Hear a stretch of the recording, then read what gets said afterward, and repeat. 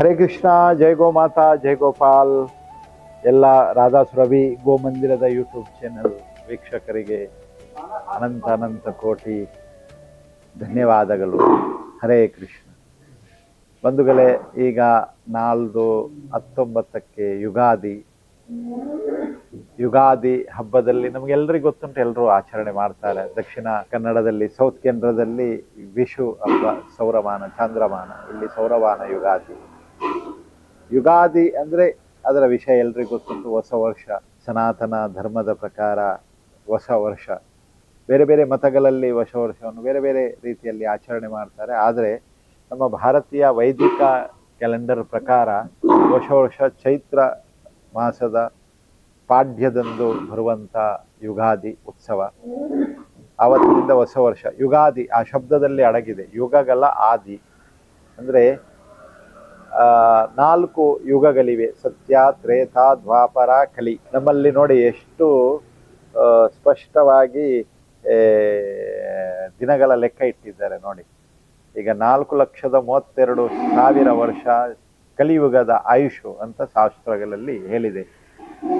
ಕಲಿಯುಗದ ಆಯುಷು 4,32,000 ವರ್ಷ. ಅದರ ಡಬಲ್ ತ್ರೇತದ, ದ್ವಾಪರದ ಅದರ ಡಬಲ್, ತ್ರೇತ ಅದರ ಡಬಲ್, ಸತ್ಯಯುಗದ ಸುಮಾರು 43 ಲಕ್ಷ ಚಿಲ್ಲರೆ ವರ್ಷ ಆಗ್ತದೆ. ಟೋಟಲ್ 4 ಯುಗಗಳನ್ನು ಸೇರಿ ನಮ್ಮ ಕ್ಯಾಲೆಂಡರಲ್ಲಿ ಕಲಿಯುಗ ಅಂತ ಹೇಳಿ 5,012-17 ವರ್ಷ ಏನೋ ಆಗಿದೆ, ಅದರಲ್ಲಿ ಬರೀತಾರೆ. ಹಾಗೆ ಆ ಕಲಿಯುಗದ ಪ್ರಥಮ ಪಾದದಲ್ಲಿ 4,32,000 ವರ್ಷದಲ್ಲಿ 5,000 ಚಿಲ್ಲರೆ ವರ್ಷ ಮುಗಿದಿದೆ. ಇನ್ನೂ 4,27,000 ವರ್ಷ ಇದೆ ಕಲಿಯುಗ. ಕಲಿಯುಗ ಹೋದ ನಂತರ ಪುನಃ ಸತ್ಯಯುಗ ಬರ್ತದೆ.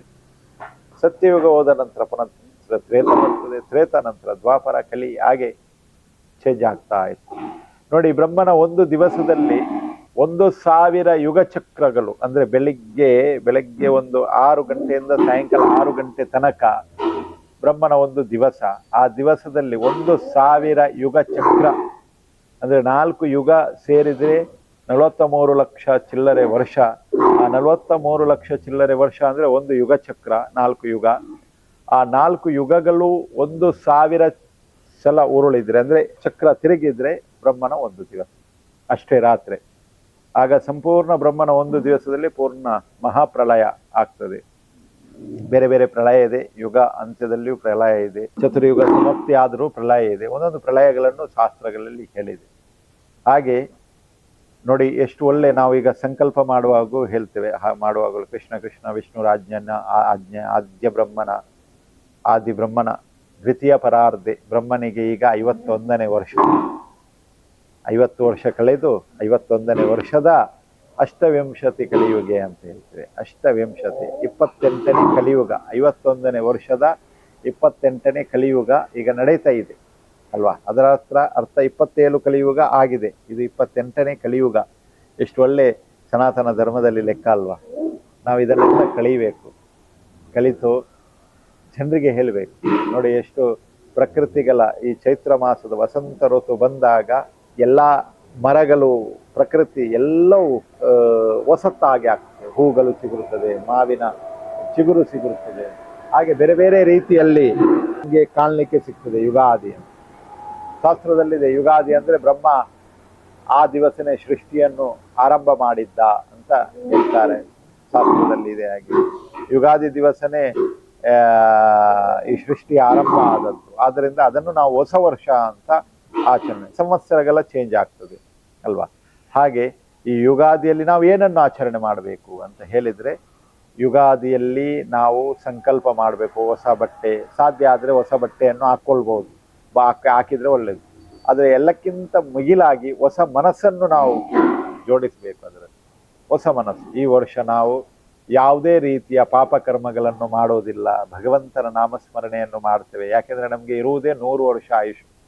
ಅದು ಸಹ ಈಗ 100 ವರ್ಷ ಸಿಗ್ತಾ ಇಲ್ಲ. ಯಾವಾಗ ಏನಾಗ್ತದೆ ಅಂತ ಹೇಳಲಿಕ್ಕೆ ಆಗೋದಿಲ್ಲ. ಅದರಿಂದ ಬಂದ ಆಯುಷ್, ನಮಗೆ ಮನುಷ್ಯ ಜನ್ಮ ಸಿಕ್ಕಿದೆ ಭಗವಂತನ ಭಜನೆ ಮಾಡಲಿಕ್ಕೆ, ಆ ಭಗವಂತನ ಜಪ ಮಾಡಲಿಕ್ಕೆ, ತಪ ಮಾಡಲಿಕ್ಕೆ. 84 ಲಕ್ಷ ಜೀವರಾಶಿಯಲ್ಲಿ ದಾಟಿ ಬಂದಿದೆ ಈ ಶರೀರ, ಸಿಕ್ಕಿದೆ, ಮನುಷ್ಯ ಜನ್ಮ ಸಿಕ್ಕಿದೆ. ಆ ಮನುಷ್ಯ ಜನ್ಮ ಸಿಕ್ಕಿದ ನಂತರ ನಾವು ಭಗವತ್ ಪ್ರಜ್ಞೆಯಲ್ಲಿ, ಕೃಷ್ಣ ಪ್ರಜ್ಞೆಯಲ್ಲಿ, ಭಗವಂತನ ನಾಮ ಜಪದಲ್ಲಿ ತೊಡಗಬೇಕು.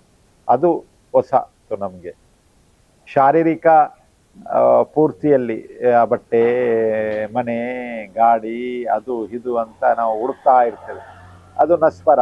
ಈ ಶರೀರ ಏನಿದೆ ಅದು ನಶ್ವರ, ಯಾವಾಗ ಹೋಗ್ತದಂತೆ ಹೇಳಲಿಕ್ಕೆ ಆಗುದಿಲ್ಲ. ಆ ನಶ್ವರವಾದಂಥ ಶರೀರಕ್ಕೆ ಜಾಸ್ತಿ ಗಮನ ಕೊಡದೆ ಆತ್ಮ ನಿತ್ಯ, ಆ ಆತ್ಮ ಕಲ್ಯಾಣದ ಕಡೆ ಗಮನ ಕೊಡಬೇಕು. ಇದೇ ಯುಗಾದಿ ಎಂದು ನಾವು ಸಂಕಲ್ಪ ಮಾಡಬೇಕು.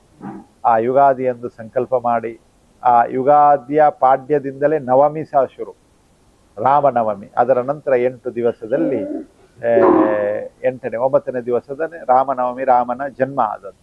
ಆದ್ದರಿಂದ ಈ ಯುಗಾದಿಯ ದಿವಸ ನೀವೆಲ್ಲರೂ ಸಂಕಲ್ಪವನ್ನು ಮಾಡಿ, ಹೊಸತ್ತನ್ನೇನಾದರೂ ಮಾಡಿ, ಡೈಲಿ ದಿನಾಲು ಭಜನೆ ಮಾಡುವಂಥದ್ದು, ಮಹಾಭಾರತ, ರಾಮಾಯಣ, ಭಾಗವತ ಅಥವಾ ಭಗವದ್ಗೀತೆಯನ್ನು ಅಧ್ಯಯನ ಮಾಡುವಂಥದ್ದು.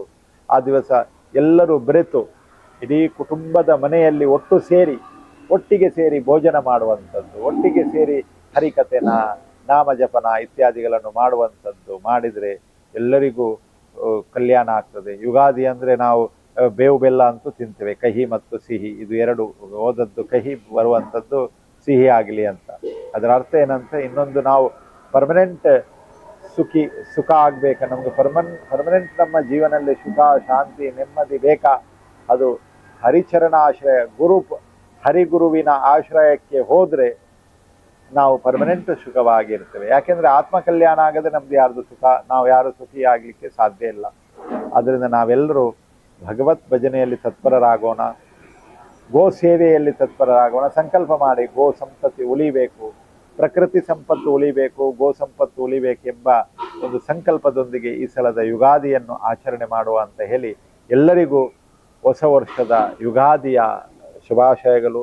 ಭಗವಂತ ನಿಮಗೆಲ್ಲರಿಗೂ ಸುಖ, ಶಾಂತಿ, ನೆಮ್ಮದಿ, ಭಗವಂತನ ಭಕ್ತಿ, ಗೋಭಕ್ತಿ, ಪ್ರಕೃತಿಯ ಮೇಲೆ ಶ್ರದ್ಧಾಭಕ್ತಿಯನ್ನು ಕೊಡ್ಲಿ ಅಂತ ಹೇಳಿ ನಿಮಗೆಲ್ಲರಿಗೂ ಆ ಭಗವಂತ ಶ್ರೀ ಗೋಪಾಲಕೃಷ್ಣ, ರಾಧಾ ಗೋಪಾಲ್ಜಿ ಮತ್ತು ಗೋಮಾತೆ ಶುಭವನ್ನುಂಟು ಮಾಡಲಿ ಅಂತ ಹೇಳ್ತಾ ಎಲ್ಲರಿಗೂ ಜೈ ಗೋಮಾತಾ, ಜೈ ಗೋಪಾಲ್.